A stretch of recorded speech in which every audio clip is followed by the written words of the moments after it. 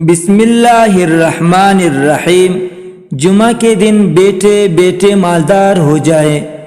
جو شخص چاہیے کہ روزی کی تنگی دور ہو اور رزق خوب فراخی سے نصیب ہو، اس سے چاہیے کہ پابندی کے ساتھ جمعہ کی نماز فرض کے بعد بحالات التشہد قبلہ رخ بیٹھے بیٹھے اول و آخر 7 بار درود شریف اور 70 بار توجہ کے ساتھ، یعنی جمعہ کی فرض نماز 2 رکعت پڑھنے کے بعد جائے نماز پر بیٹھ کر اول و آخر 7 بار درود شریف اور 70 بار توجہ کے ساتھ المعطی هو اللہ، المعطی هو اللہ، المعطی هو اللہ پڑھے۔